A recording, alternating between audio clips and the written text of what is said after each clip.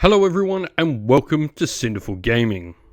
In today's video we're going to look at getting started with the Ogor Mawtribes in Warhammer Age of Sigmar, using the faction Spearhead box set as a starting point.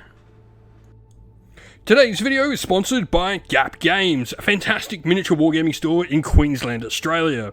They stock a wide variety of miniature wargames from all things Games Workshop to some of my personal favourites, Conquest, The Last Argument of Kings, and all things Modifius wargames as well. Use our affiliate code in the link below to help support both this fantastic store and the channel as well. So to begin with, leading the box set is an Ogre Tyrant. This model is a fairly solid foot hero with 8 health, 4+ save, control score of 5 and movement 6. It actually packs quite a punch in melee with 3 attacks on 4s and 2s, rend 2 damage 3 with crit mortal, and a few extra anti-monster attacks as well. It can even do a little bit of range damage with its Ogre pistols, which do have the shooting combat ability as well. Bully of the first degree is its first ability, and this allows you to pick another friendly Ogor Mawtribes unit wholly within 12 inch and add 3 to their control score. Ogres already generally have pretty good control score for their models in general, so getting extra is even better. This really does mean your units can actually contest objectives nicely. And Brawl of Guts is your other passive ability, where you add 1 to the D3 roll made for this unit when using Trampling Charge, your army's faction ability. Ogre Gluttons are next, and they form the core of our army. They are our standard sort of foot ogre troops. Now we get 6 of them in the box set. That makes a full unit. They have 4 health each, a 5+ save and control score of 2. They can also take a standard bearer to get a little bit of extra control score, and a musician there to help rally any models you might want to try and get back.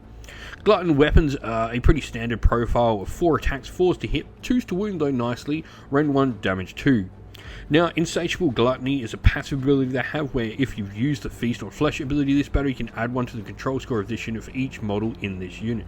So pretty cool stuff, you know, being able to get that extra control. It's going to be a unit that's going to be really good at holding ground, especially when you consider what you can add to them with the Tyrant as well there. Lead Belchers then bring a bit of shooting to the table. They carry Lead Belcher guns, which are a 15-inch range D3 shot weapon.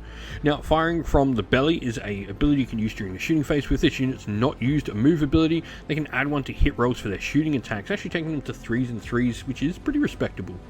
Powder Nobblers is another passive ability where they have 2 Powder Nobbler tokens for each unit, and each time this unit uses a shoot ability for each of the unit's Powder Nobblers that are on the battlefield, you can reroll 1 random characteristic. If the random characteristic, however, is a 1, you remove 1 of the Powder Nobblers. So you can keep using these so long as you don't roll those 1s on those random characteristics. You will get to keep re-rolling them. A solid way to get more shots with the unit. Next we have our Ogre Cavalry in the Mournfang pack. These are Beastclaw Raider models, not gutbusters like the rest of the units we've already looked at. They're more of the Frost style Ogres, but they do give us some really heavy units. Movement 9 is faster than our other Ogres, but not incredibly so. 6 health each and a 4+ save though does make them very bulky. What's cool about this as well is they subtract 1 from wound rolls for shooting attacks that target them and any other friendly Beastclaw Raider units within their combat range.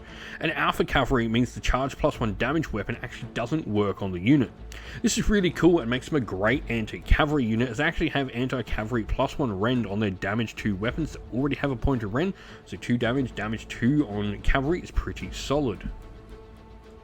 Now, to get our list to 1,000 points, we have chosen to look at the Nobbler Scrap Launcher. Now, I think this is an interesting choice because in the current part of Age of Sigmar we're in, where we see lots of infantry on the table, the anti-infantry attack from its pile of old scrap is pretty nice. This has, you know, anti-infantry +1 rend, so we rend 1, damage 1 with crit auto wound on it, and 3d6 attacks. Can be a decent and pretty cheap, honestly, artillery piece for your army.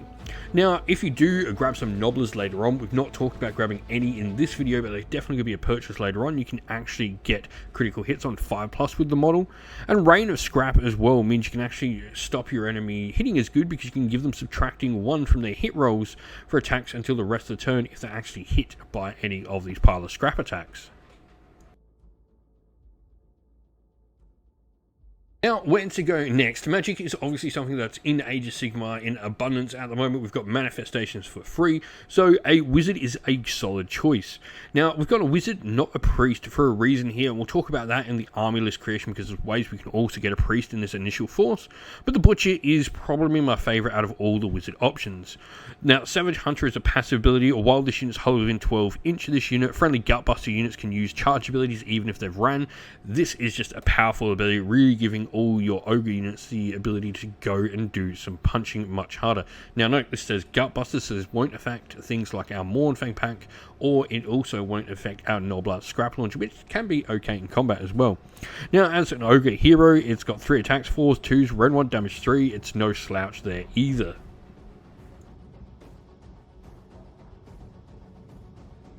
And so, our army list today is obviously the Ogres, and we've gone for Prophets of the Gulping God. This gives us the Master Butcher's passive ability, which is just adding +1 to the casting rolls for any friendly Ogre Wizards. Yes, we only have 1 Ogre Wizard in our force, but that +1 to cast can be so important for getting spells off. Our first regiment here sees our Tyrant as our general. Now this model's got our heroic trait Touched by the Everwinter, and this makes the model a priest. If we gave this to a priest already, it would help them be a better priest, but it does mean we can get a priest and wizard in this initial force with very few models outside of the initial box having to be purchased. The Artifact of Power, Gruesome Trophies, means we can actually get some bonus against heroes and monsters if we're near the general, +1 to hit in fact. For units, we then have a Lead Belchers unit, Ogre Gluttons, Mournfang pack, and the Noblart Scrap Launcher there. While our second regiment just features our Butcher all by their lonesome. We hope this video was helpful in getting you started with Warhammer Age of Sigmar, and it was able to give you some ideas and inspiration to start your own force in the game.